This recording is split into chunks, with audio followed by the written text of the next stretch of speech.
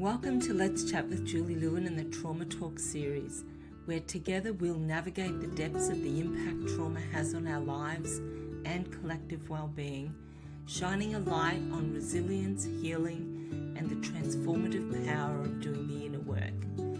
I'm your host, Julie Lewin. Thank you for joining us.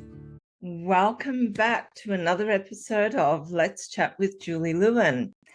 And today I have a special guest. His name is Robin Bartlett, and I'm really looking forward to having this chat. So let me just introduce you to Robin, and then we'll get into it. So Robin Bartlett is a true hero who takes you back to the heart of the Vietnam War. And with his gripping tales as a first lieutenant in the 1st Cavalry Division, Air Mobile, he led many daring missions and faced the chaos of combat. And he shares raw emotions from horror to humor in his award-winning book, Vietnam Combat: Firefights and Writing History. And beyond the battlefield, Robin's insights on leadership and resilience resonate in everyday life. His stories, recognized with prestigious awards, offer profound lessons on courage, PTSD, and the enduring impact of war.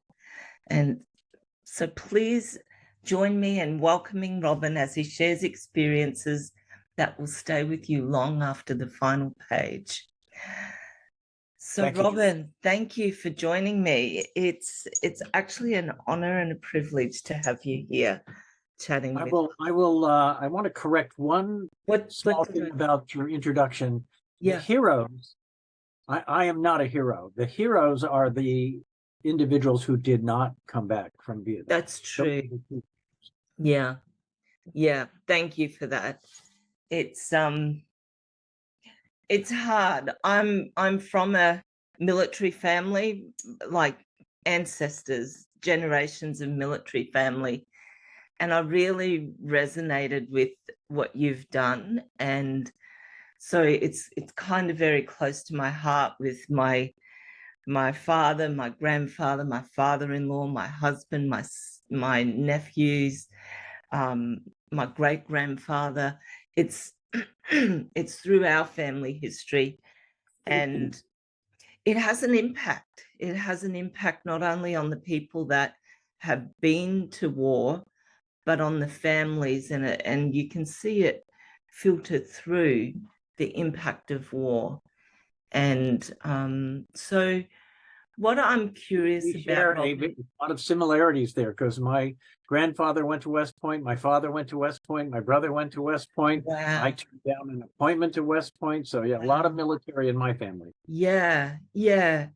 And it kind of makes my heart swell with pride that I am from a military family, and that the men in our family actually went and served our country and made Australia the country it is today, where you're in the US and there's a lot of good men and women who have served their country, and it's a struggle for them afterwards. And I want to talk about what prompted you to write your book about your experiences in Vietnam. Well, I was troubled by PTSD after my experiences in Vietnam, and I was raising my family, so I didn't have a lot of time to write. Yeah. And I decided I would, that I had a job that took me on long airplane flights. So that's when I was able to write. And I thought originally that by writing down these experiences and these events, that it would be a catharsis for me, and it would help me to kind of overcome some of these more horrific events that happened to me. Yeah. And I found, unfortunately, that that was not the case, that by writing down, especially the more, my book includes some that aren't quite so horrific. There were some funny things that happened to me too, but by writing down, I had thought that this would allow me to sort of get rid of a lot of this angst that I've been carrying around for a long time. Yeah. And what I found was that was not the case. And it actually brought back a lot of the bad feelings and memories. I even had a number of occurrences of bad dreams and Wow. difficult times. And See, this was 50 years after the fact. yeah. So the memories stay in our cells somehow, even though they say we have completely new cells. I don't know how many years, is it every 7 years but the memories stay in our cells. The memories stay there. And what I wanted to ask you was, what did you do with the reactivation of all of that? How did you manage? Well, you're absolutely right that your brain retains those stories and those events. And I can remember sitting on some of those airplane flights and literally falling into my, in quotes, falling into my computer, that I could relive the situation, relive the event. I saw the colors, I smelled the smells.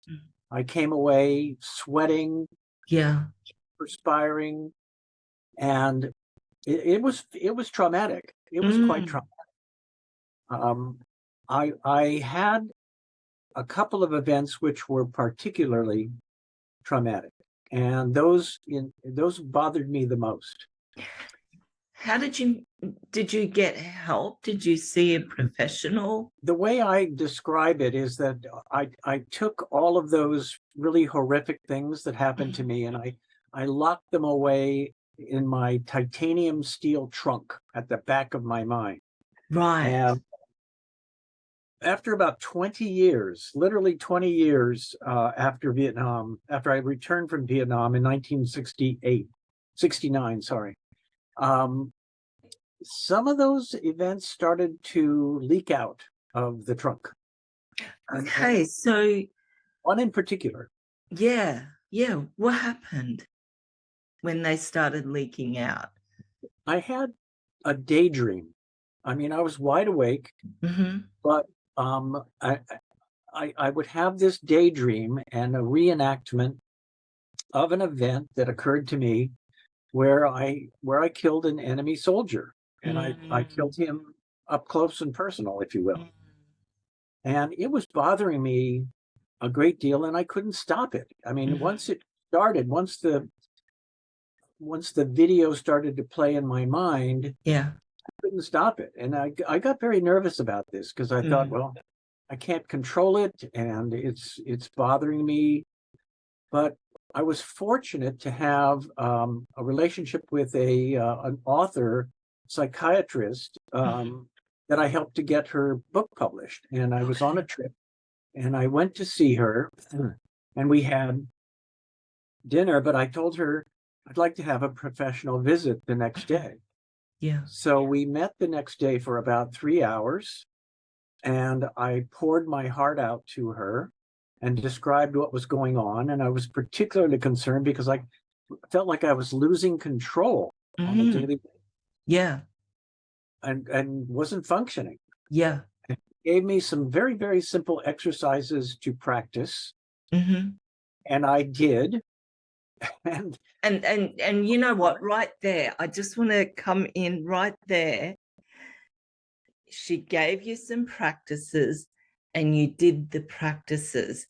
And this is key for our listeners, that often we find ourselves in a situation like Robin did, where he felt like he had lost control and it was all unraveling. He went and spoke to somebody. So that's step number one, is you need to speak to someone who understands and has some resources for you. They will give you resources, but the insourcing part or the inner work part is that you do the exercises. And correct. That sounds like what you've done, Robin. So please keep going. Well, again, she gave me some very simple exercises to practice, and I when she told me what they were, I said, "You've got to be kidding me. You mean it's that simple to make this thing go away?" Yeah. And well, it's not going to go away. Mm. It'll always sort of be there in your mind, Mm. but you'll be able to cope with it Okay. in a much more effective manner. Yeah. And I did practice those exercises. Yeah.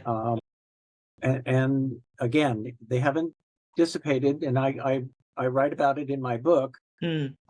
But I could cope with it and resume my regular life. Yeah. I wanted to actually come back to the 20 years after. And look, I'm not an expert on when traumatic events start leaking out of the box that we put them in. But historically, from what I've read, about 20, 25 years is kind of the time frame. And that's why a lot of people that have experienced awful things as children start remembering it or having the challenges in their mid to late 30s, because it's that 20 to 25 year time that stuff starts to leak out of the vault that we've locked things away in. Well, and it may have been stimulated by the fact that I was trying to write down some of these Absolutely. Yeah, and it all absolutely. back up, regurgitating it and bringing it all back up, Yeah, reliving and coping with it again. yeah. And physiologically, you were going through the same experiences in your body as well, weren't you? Very much so. Very much Yeah. so. I was amazed at how much detail my brain retained of these events. Mhm. And in fact, people who've read my book and have talked to me about it have said, how were you ever able to? I mean, I wrote down in incredible detail Mhm. the events that happened to me and described them in great detail. And that's been one of the things that reviewers have kind of pointed out to say, amazed at the Yeah. extent of detail. Is that because it was like you were the cameraman in a movie and you just saw everything again? Is that how it Well, unfolded I think in that's the probably part of it. The other part was that my degree was in comparative literature, and my professor taught me to go into detail and explain things in right? detail. Yeah. And it's much different to write nonfiction than it is to write fiction. Hmm. Uh, and I've always been pretty good at writing nonfiction and business reports, that sort of thing. Yeah. So that's been part of my style, I guess. Mm. Yeah. And then I had a wonderful proofreader who read my material and caught every misspelled word, every misplaced comma, and asked a whole bunch of WTF questions. Oh, bless, bless. Yeah. So you started writing your book, like it's 50 years since Vietnam. You started writing your book after 20 years. How long did it take you to write the first draft of your book? So I wrote about somewhere between a third and a half after at one setting, and then I wanted to get some feedback before I proceeded to Mhm. make sure that my strategy was appealing. Yeah. There are a lot of Vietnam books out there, and I wanted to write one that would be a little bit different. Hmm. And it is, in that each chapter is an independent story. So you can pick up the book at almost any point Anywhere. and read a chapter Hmm. independently.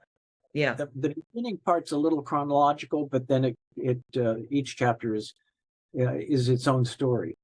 And I had a wonderful proofreader who had worked for the New York Times, and she ripped what I had written apart.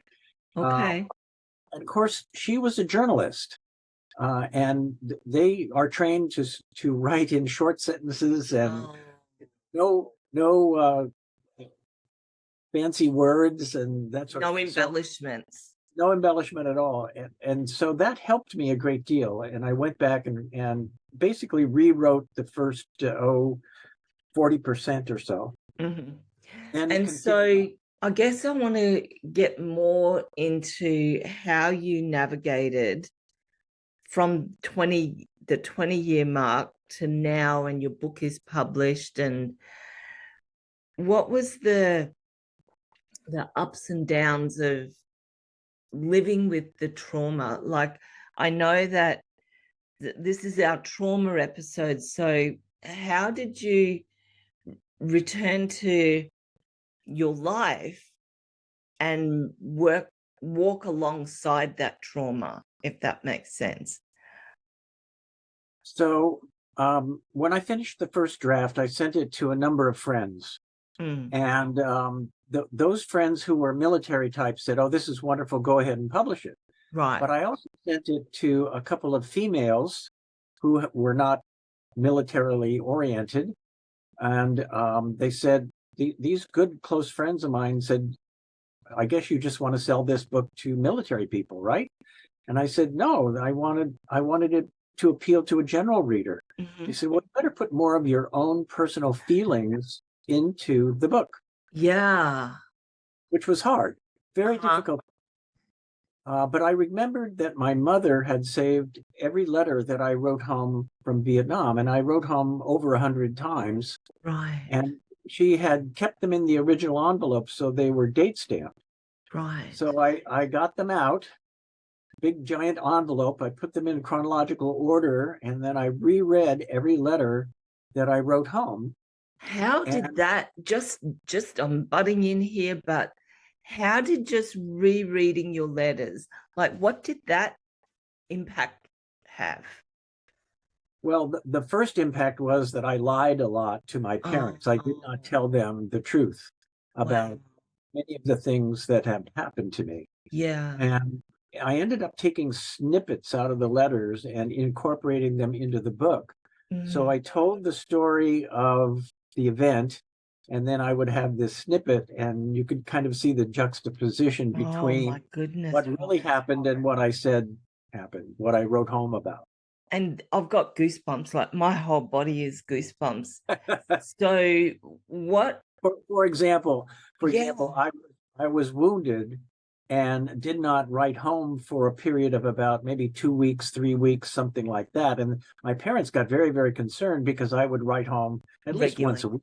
Yeah. But I didn't tell them that I had been wounded. In fact, they didn't find out that I had been wounded until I sent home some personal possessions from Vietnam in a box.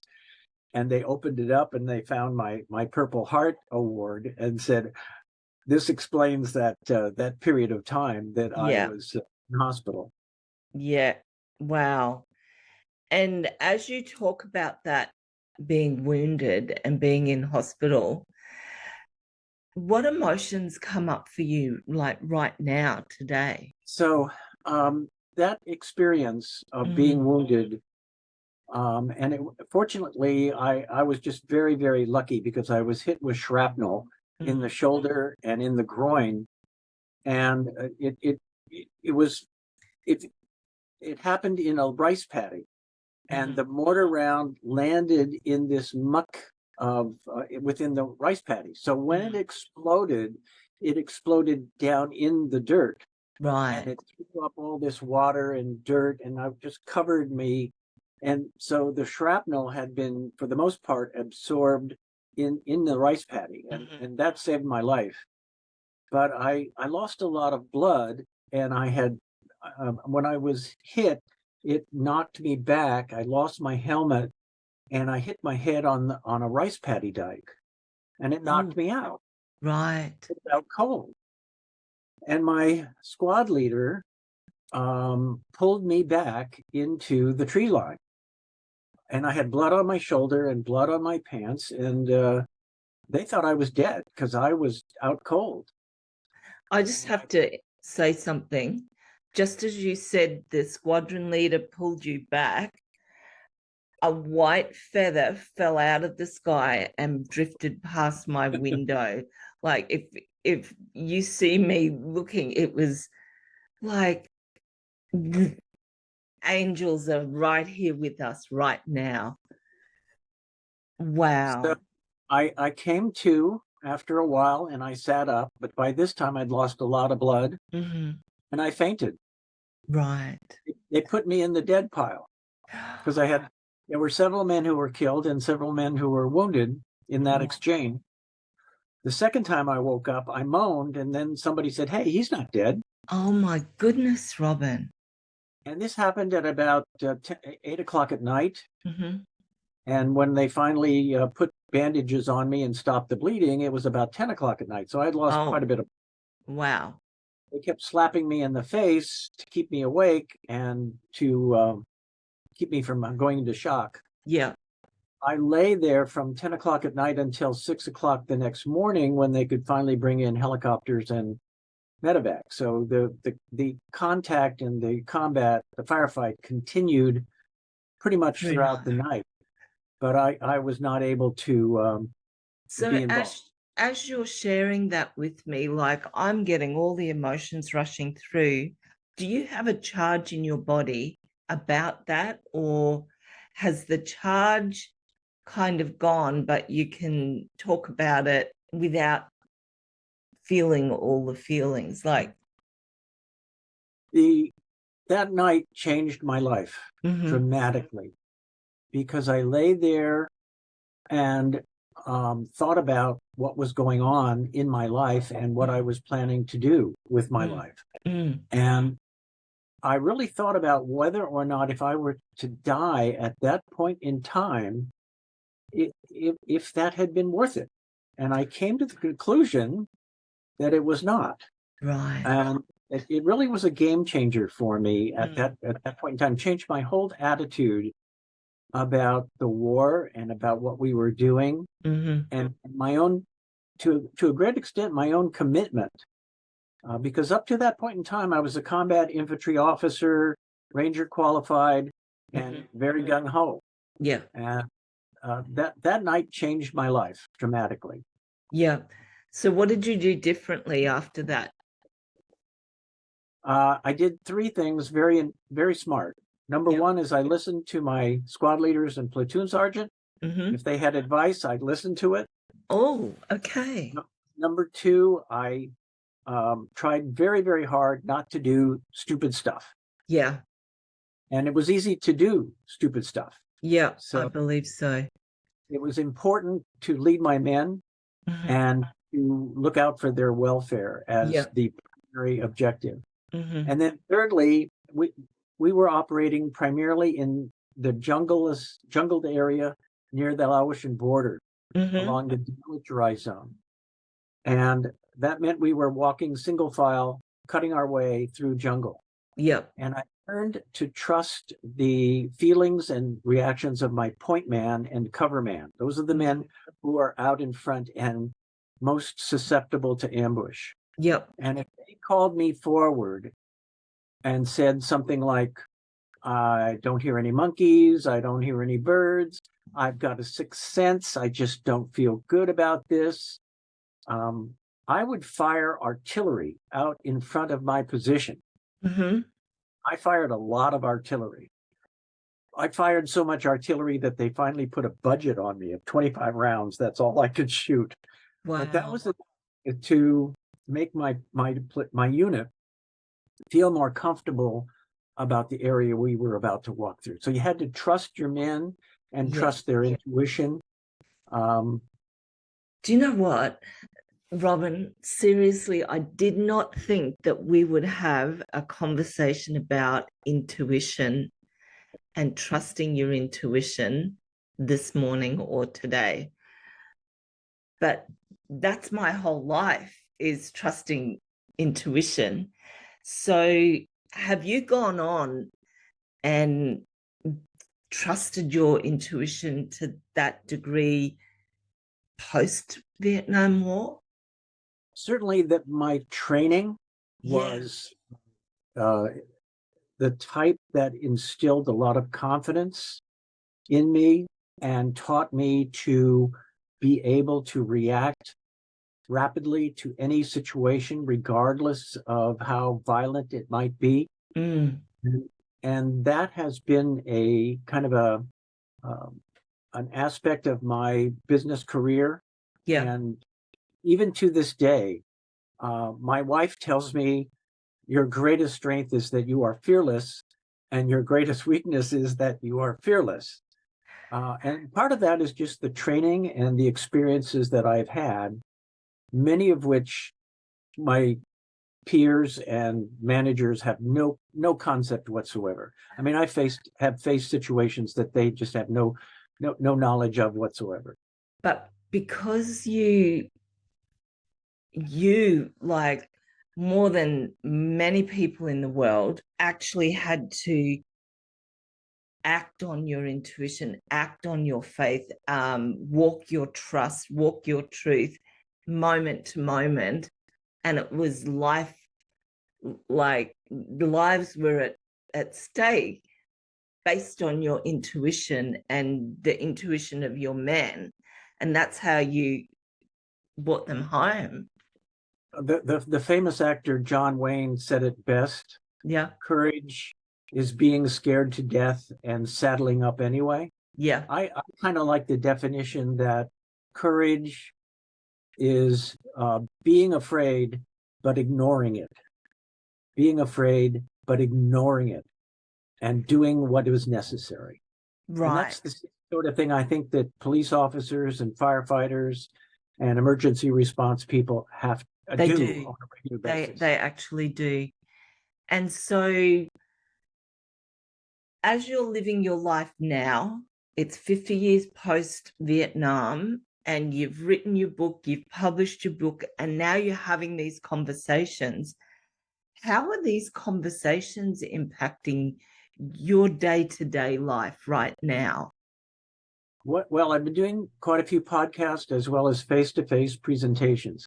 And what I found is that by talking about these experiences and answering questions from the audience, that it has helped me a great deal to come to grips, to accomplish what I really wanted to accomplish in writing the book, which was to get through some of this angst that I carried with me. And by talking about these experiences and talking through them and answering questions, I've come to feel so much more comfortable about what has happened to me, and they're still there with me, but it's much more settled than ever before. Yeah. So if you were going to share with our community who not necessarily have gone to war, but they've gone through a personal war, like within a family unit or within their health, what would you say to them to keep going, put one foot in front of the other? How would you encourage them? I think the mistake would be to bottle it up and not talk about it. Yeah. To find people that you can trust. My wife has been wonderful in that respect. She's kicked me in the rear end on a regular basis and helped me to overcome some of the quirks and aspects of the carryover from Vietnam. But my advice would be to find someone that you can talk with and who will share, not necessarily comment, but listen to what you have to say and ask questions. That's what you ask the questions to bring out and dig deeper. Thank you. That is exactly what I wanted to hear. We haven't scripted this, but when you have stuff that you need to talk out, you don't want to be fixed. You just want to be able to communicate what you're feeling. And I describe that person as a confidant, or and it can be a therapist, but it's someone who knows how to ask the questions. That's right. Because the good questions get the good results. And as with the work that I do, I know that the questions are so important for me to understand what's actually going on underneath. And so that's why Tash and and she's the master of asking questions, and she just knows how to get in there and get the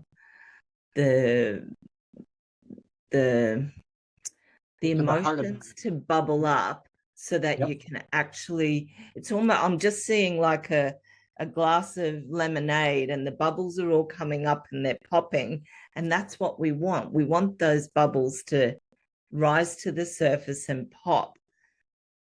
But they don't need to be fixed, do they? And I think by explaining it and having someone ask in-depth questions, that you start to examine the trauma in greater detail than you have before. I mean, often these questions that I've taken during face-to-face presentations and during podcasts have stopped me. And I said, my gosh, I haven't thought about that before. And that's been very therapeutic. Yeah. And so would you say there is a calmness about you now as you continue walking your path? Not terribly. No? Not terribly. No. Okay. I'm still a type A personality, always have been. I have a lot of carryover from that military training and that military experience, which taught me to be a tough guy, unemotional. I have always, and still to this day, have difficulty telling people that I love them. Okay. And hugging them. And actually, my sons have been the ones who've reached out to me and initiate the hug or initiate the statement. And I'm coming to grips with that and feeling better about it. Yeah. But there's still that reserve. So you find it, okay, so you're reserved with your emotions. Were you reserved with your emotions before you went to Vietnam? No, that military experience changed me dramatically. My training as an infantry officer and going through Ranger School, which really was the best insurance policy an officer could have to survive Vietnam, really had a dramatic change in my personality and in my style. And that carried forward for many, many, many years until I could finally just sort of put some of that toughness aside. Yeah. So and I still have trouble with it to this day. Yeah, I was just going to say, so you're a work in progress in moving forward with that. Well, the warts are still there, you know. Yeah. So the stripes on a zebra only go one way. As much as you'd like to change them the other way, it won't happen. That's right. Well, I was my husband was in the military for 9 years, but he didn't see active duty. But you know, the thing is with the military, you have to prepare your servicemen for active duty. And he just happened to be in the military. He didn't go to Vietnam because his conscription number didn't come up. So he was of the age to be there. And then when he was 26, he joined the military. So that was post-Vietnam. And then before they started sending our Australian soldiers over to other conflicts. But the discipline is there, and that discipline is in our home. And sometimes he starts speaking to me like he's the sergeant, and I go, hang on a minute, we're not in an officer's mess. I am not your private. And I said, just calm down, just settle, and let's talk about this rather than this, like he will do this and do that. And I could feel like his energy would just be so ramped up. And I just said, okay, you're just doing too much. Let's just come back down a little bit. And it was interesting then. This just happened on the weekend when he was doing too much. And I noticed when he's trying to do more than, and like we were trying to meal prep for the fortnight, and he just was like, well, we have to get this done. And it was like, so I could see the military, right? And You're I talking just you're like describing went, yeah. And he didn't even realize that he'd gone into that. He because he worked in the officers' mess in Canberra, they were feeding 500 soldiers at a sitting. And he was treating our kitchen like that because we had different meals that we were getting ready. And it just switched like this. And I thought, okay, that's always going to be there because it's in his DNA. yeah, literally in his DNA. And when I said that, you started smiling. Is this something that happens with you as well? All the time. Yeah. All the time. Yeah. To train to analyze the situation, make a decision, and take action. Boom, Fast. boom, boom. Yeah. Whether right or wrong, it's better to take action, especially in a combat situation. Yeah. Even if it's wrong, to execute and execute violently. Yeah. So, wow. So, are you like you've that was 50 years ago? It's in your DNA. You're navigating life.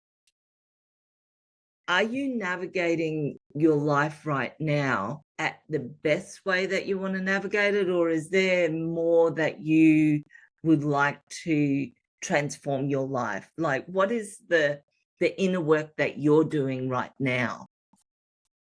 I think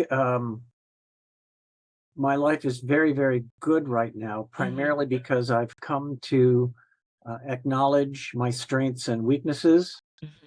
And I have been successful in marketing and promoting my book. I feel very good about it, especially because I've received so many compliments on the quality of writing. Yes. And as a result of that, I've been able to find another writing project, and I'm going to write another book, which has been very, very stimulating to me. It's gotten me really, really encouraged and excited about the next project. Giving you purpose again. Is it purpose? Do you feel like you have a purpose? Really purpose. It's just a great deal of satisfaction, and the person I'm working with has acknowledged the quality of my work, and that perhaps is the greatest compliment of all. I mean, I've sold some books, but the money hasn't been the issue. The issue is the quality of what I have accomplished. Yeah. And now I want to do it again. That's awesome. Awesome sauce. So you've got a new project, you're working with someone, and you are feeling satisfied that you've done a good job, and now you're moving through to do another good job. And so you have a reason to get up in the morning. And my mum always said to me, Julie, you have to have a reason to get up in the morning. And that's always stuck with me. If I didn't remember anything else that she said to me, that would be the thing that I remember. And I make sure that I have a reason to get up in the morning. And I may not be an early morning person, but I do always have a reason to get up. Well, and going back to those letters that I wrote home, I think my mother may have had a premonition that I was going to write a book, and which is one of the reasons why she saved all those letters. Yeah. And she always had a special feeling for those talents, and saw those talents in me, and always encouraged them. I mean, because I started out as an economics and political science major, and realized very early on that this was not going to be your path. That's funny. Yeah. Well, my mum, probably from the same vintage, maybe she was even younger than your mum, kept all the letters that her and my dad wrote to each other. And when she passed, we found them and they were all wrapped up. It's still in their envelopes. So we know the dates. And it's quite a moment, isn't it, to read letters that are old. And my mum and dad's letters, they would be nearly 70 years old now. And to have a peek back into the times, it's quite emotional. Yep. It was Yeah. to go back through those letters. But my Yeah. So I think we'll wrap up here. So what would be the thing that you would say, because this is our trauma episode, what would you say to people experiencing trauma today about how they can help themselves do the inner work? Again, I go back to what I said before, and that is to find a confidant, find someone who will share your emotion, who will listen without criticism, commentary, and but has good questioning ability. Yeah. And share those stories, discuss what's going on, and answer the questions. Don't be afraid to dig deep into what you have that's troubling you. That's right there. That's the magic answer, is answer the questions, face the questions and answer the questions, because the release, the gold, whatever you want to call it, is in the being able to dig deep and answer those questions honestly. And the honesty is not for the other person, it's for yourself. That's correct. Yeah. And I think the pain will always be there. The ugliness will always be there. But the more you talk about it, the edges of those events get a little bit Softened. That's easier to manage. Yeah. That's awesome. Well, thank you so much, Robin, for joining me. I hope you've enjoyed our conversation, and all the best. Now, where can they buy your book? Well, I don't know. In Australia, I don't know for sure. It is available on Amazon, but I don't know if it is available there. I have a lot of information on my website, and they can read a free chapter and learn more. I have blogs and videos, so I would encourage people to come to my website, which is www.robinbartlettauthor.com. Excellent. Or you can just Google my name, Robin Bartlett. There's a female actress by the name of Robin Bartlett, so don't get us confused. We will put the link in the description for your website. And I encourage people to read your book, because I think it will help gain insight into the journey of navigating PTSD. So thank you very much for joining us. Thank you for having me. You are welcome.